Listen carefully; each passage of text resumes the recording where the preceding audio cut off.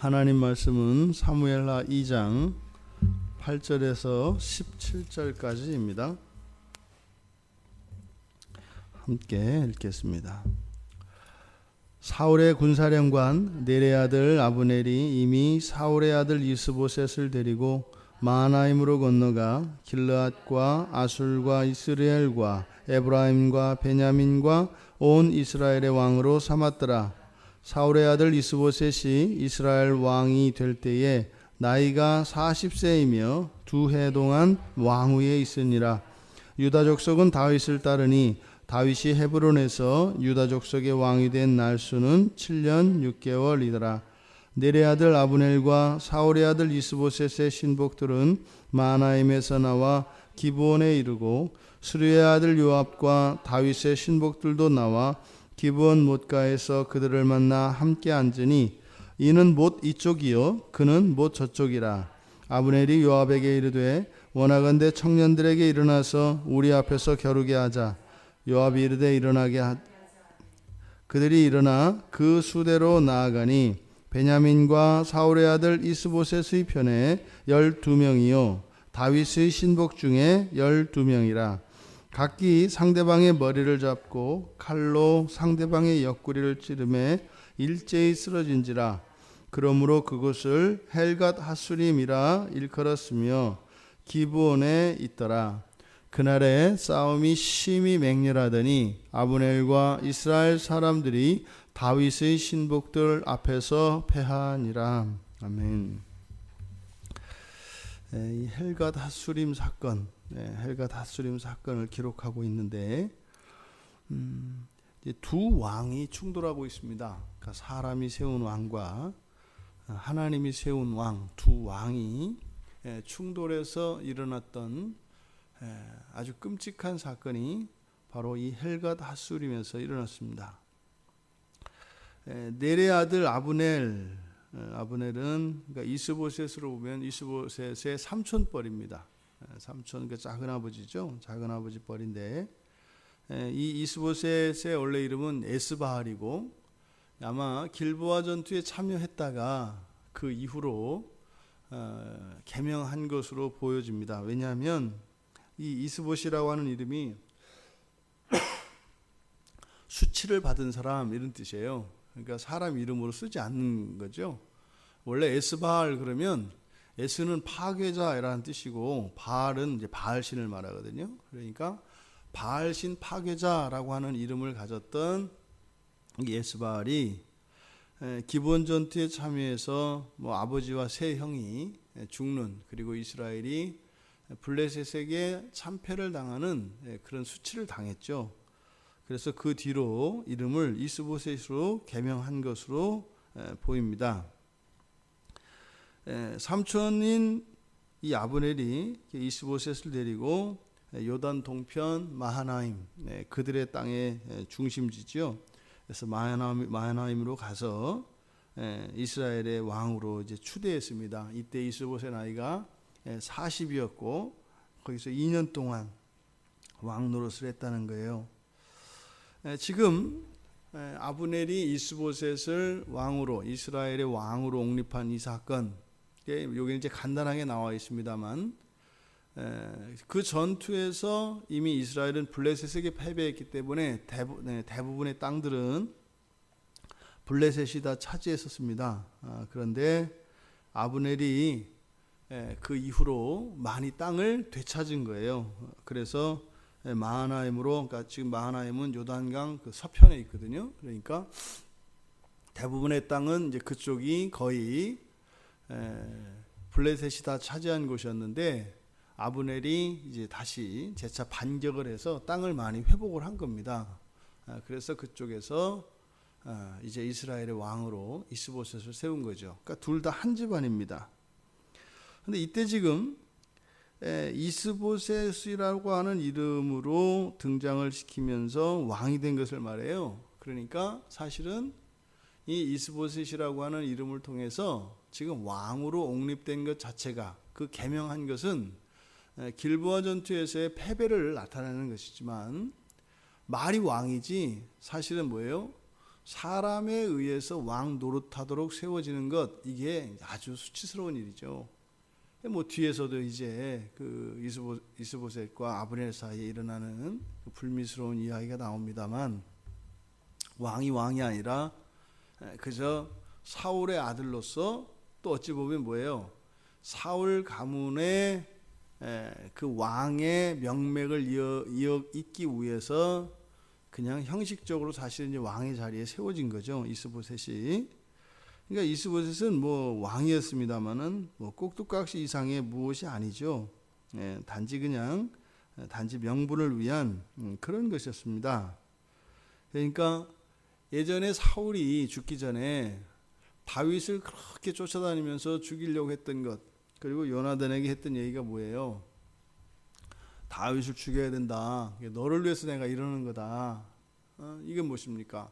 그러니까 사울 가문 내에서 그 왕 자리를 내려놓지 말아야 되겠다라고 하는 이런 이제 내부적인 합의가 있었던 것이고, 또 사울이 그렇게 다윗을 죽이려고 할 때 아브넬이 늘 곁에 있었으니까요. 그 이야기를 계속했던 거죠. 다윗이 기름 부음을 받아서 왕이 될 것은 뻔한데, 그렇다고 우리 가문이 이 왕통을 뺏길 수 없다. 어떻게 해서든 우리 가문이 이스라엘의 왕권을 계속 이어가야 된다라고 하는 합의가 있었던 겁니다. 그러니까 사울이 죽고 난 뒤에 이 아브넬이 다시 자신의 집안을 회복시키려고 하는 거죠. 지금 사울의 그 생각과 다르지 않은 자신의 가문을 이스라엘의 왕가로 유지하려고 하는 이 아브넬의 노력이 이스보셋을 통해서 이어집니다. 그래서 이 이스보셋은 하나님으로부터 기름 부음 받은 사람이 아니고 그저 군사령관인 아브넬을, 뭐 집안으로는 삼촌뻘, 작은 아버지 뻘인 아브넬이 그냥 세운 왕이죠. 어쨌든 왕입니다. 왜냐하면 유다 지파를 제외하고는 대부분 다 이스라엘 백성들이 거기를 따랐다 그래요. 그러니까 아마 아브넬이 블레셋과 전투에서 땅을 회복하고 했던 이런 전과들과 공적이 있었기 때문에 이스라엘 백성들의 신뢰를 많이 얻었던 것 같습니다. 그런데 다윗은 기름 부음을 받았다라고 하는 명분과 정통성이 있고, 또 이스보셋은 아브넬이라고 하는 강력한 후원자가 있고, 또 군사력이 훨씬 다윗의 군대보다 우위에 있었다는 것을 알 수 있습니다. 그러니까 대부분의 이스라엘 백성들이 힘을 따라가지 않습니까? 그래서 그쪽으로 가 있는 거죠. 그러니까 다윗 진영은 다윗 진영대로, 이스보셋 진영은 이스보셋 진영대로 언젠가는 이제 해결을 해야 되는 부분입니다. 지금은 비록 다윗이 유다족 속의 기름 부음으로, 유다족 속으로부터 기름 부음을 받고 왕이 됐습니다만 아직 12지파 전체 왕이 된 것은 아니에요. 그래서 다윗과 함께 있던 요압과 그리고 이스보셋의 군대를 총지휘하는 이 아브넬이, 전면전은 어차피 지금 민족끼리 전쟁이기 때문에 전면전은 회피했던 것 같아요. 또 뭐 요압과 아브넬은 잘 아는 사이죠. 그래서 요압과 아브넬이 전면전을 피하고 먼저 아브넬이 제안을 합니다. 14절에서 우리가 전면전을 하지 말고 그쪽 우리 12해서 뭐 그랬겠죠. 지면은 깨끗하게 그냥 포기하는 거로 하자. 한쪽에게 그냥 물려주는 거로 하자. 이게 뭐 말이 쉽죠. 그거는 자기들이 다 이길 줄 알고 그런 얘기 하는 거잖아요. 그래서 12명이 나와서 싸우게 한 겁니다. 그런데 너무 끔찍한 일이 일어나요. 그러니까 이 싸움에 나섰던 이 12명의 청년들, 양쪽에서 나왔던 이 12명의 청년들, 이들이 어떤 거예요? 대단한 사람들인 거죠. 정말 지금 이 헬가 다수림이라고 하는 이 단어가 이제 어디에서 근원하느냐. 그래서 이게 정확하게 이것이 뭐다라고 할 수는 없지만 이제 두 가지 뜻으로 번역을 합니다. 그래서 뭐 날카로운 칼의 밭이다. 들판이라는 뜻이죠. 그래서 왜요? 그 칼로 서로 12명이 서로 마주보고 서로 몸에 칼을 박아서 그 자리에서 12명이 죽어나간 거예요. 그래서 날카로운 칼의 들판 뭐 이런 뜻으로도 날카로운 칼이라고 하는 단어에서 근원한 거다.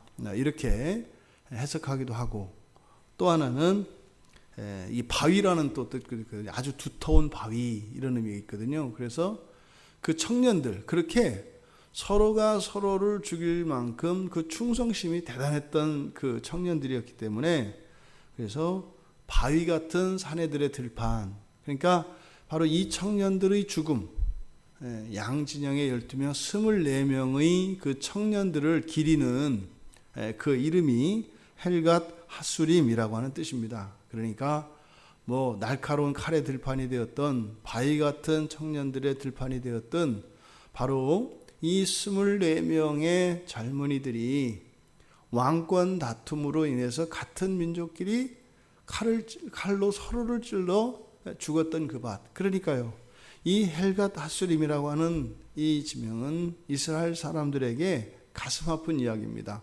우리나라도 남한과 북한의 그 동족 간의 전쟁의 경험이 있지 않습니까? 그러니까 지금 야곱의 자손으로서 한 피줄을 이어받은 양진영에서 이렇게 서로 죽고 죽이는 이런 끔찍한 일이 일어났던 겁니다. 지금 이 헬갓 하수림 사건, 이것을 통해서 우리들이 돌아보아야 할 것은, 지금 분명히 여기에 보면 하나님께서 왕으로 세운 다윗이 있습니다. 이거는 바꿀 수가 없어요. 그러니까 방법은 다윗을 죽이는 거예요.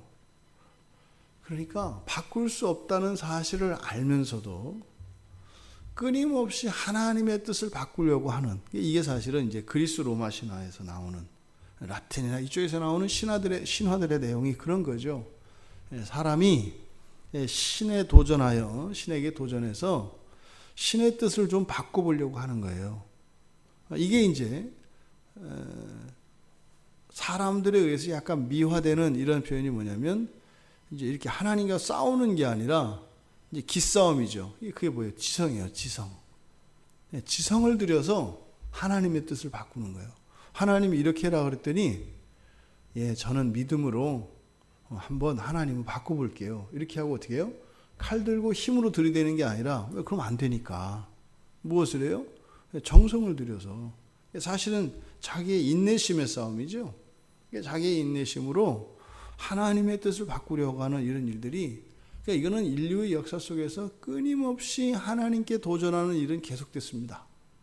그게 이제 성경에서 나오는 최초의 사건은 바벨탑 사건이고, 오늘날 와서는 뭐 대표적인 게 뭐 유전자 공학 이런 거죠.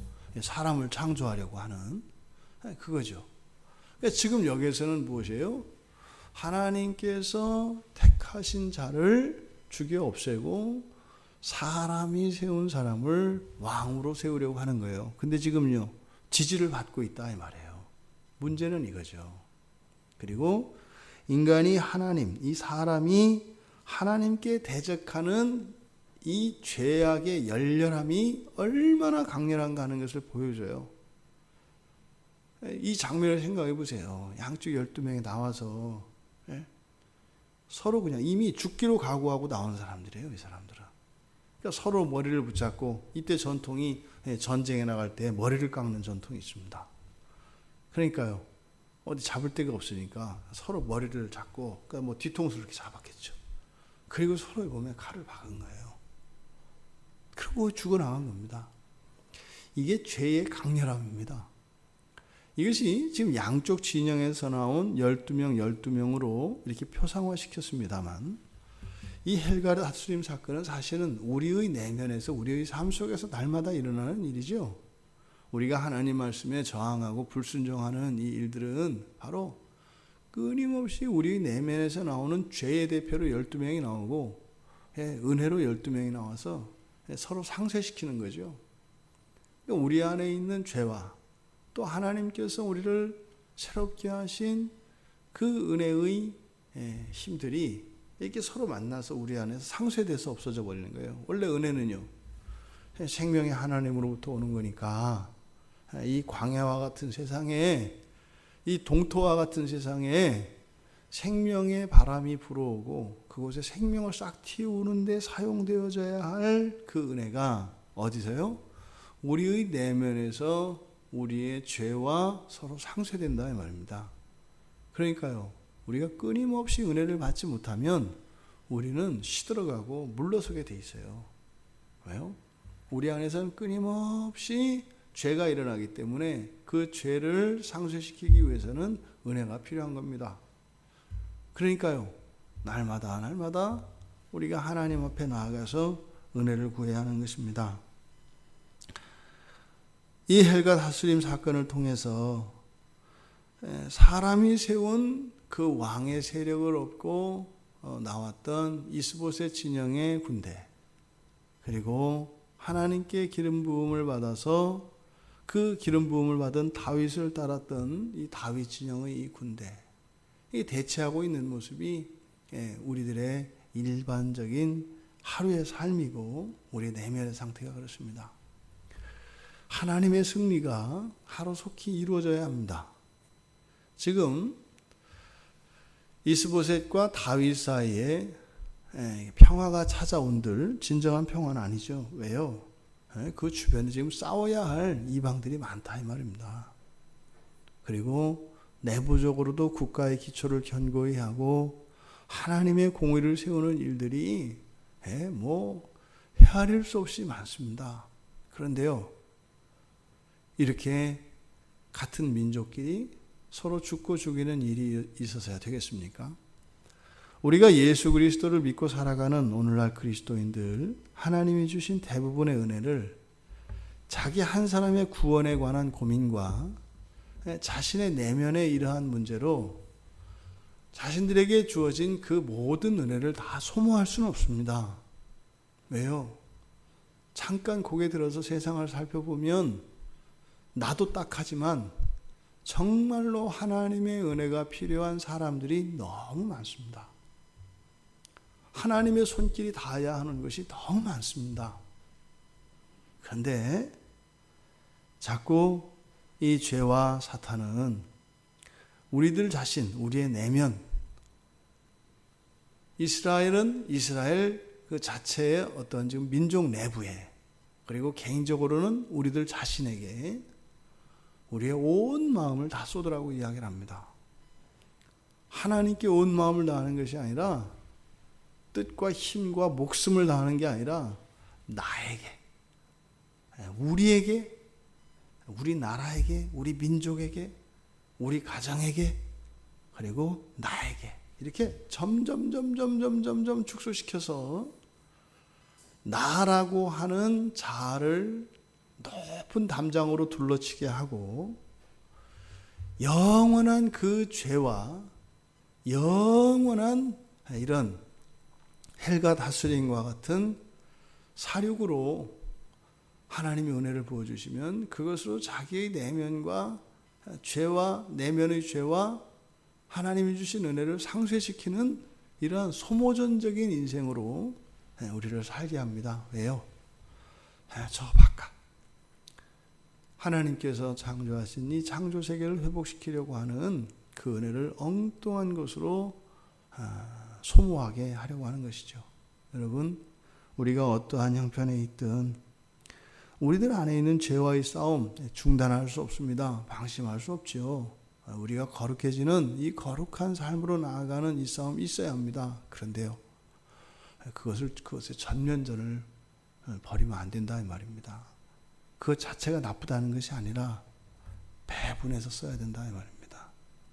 그래서 우리의 일상 안에는 우리의 거룩함을 위한 싸움을 위해서 은혜를 쓰기도 해야 되고, 또 우리의 삶의 환경, 우리의 주변을 거룩하게 하고 하나님의 뜻을 실현하기 위해서 또 이 세상을 향하여서도 우리에게 주어진 은혜를 나눠 써야 된다 이 말입니다. 우리의 내면에 치우치거나 또 반대로 우리들은 방치하고 밖을 향해서 그 은혜를 다 써버리고 우리들 자신은 그냥 해골이 돼서 말라 죽을 때까지 그렇게 방치해서도 안 되는 것이죠. 우리의 내면과 우리의 삶의 환경을 온전한 하나님의 은혜로 하나님 나라를 세우고 우리를 거룩하게 하는 균형 잡힌 삶으로 하나님 기뻐하시는 이 한날 살아가기를 주님의 이름으로 축원합니다. 하나님, 이스보셋의 군대와 다윗의 군대의 싸움은 마치 하나님과 저희들의 죄의 싸움이 일어나는 저희들의 마음과 같습니다. 이 헬갓 핫수림에서 일어났던 너무나 끔찍한 이 피비린내 나는 이 현장이 저희들의 마음속에 계속될 것입니다. 하지만 그것이 다이지 않게 하시고 하나님이 주신 은혜로 저희들의 마음의 죄들을 다스리고 죽여나가되 또한 이 세상을 향하여 하나님의 뜻을, 주님의 뜻을 이루어가는 저희들 되게 하옵소서. 그래서 날마다 저희들의 내면이 거룩하여질 뿐만 아니라 저희들이 살고 있는 이 시대의 이 세상도 거룩한 하나님의 나라로 회복되어져 가는 일들이 일어나게 하옵소서. 예수님의 이름으로 기도드리옵나이다. 아멘.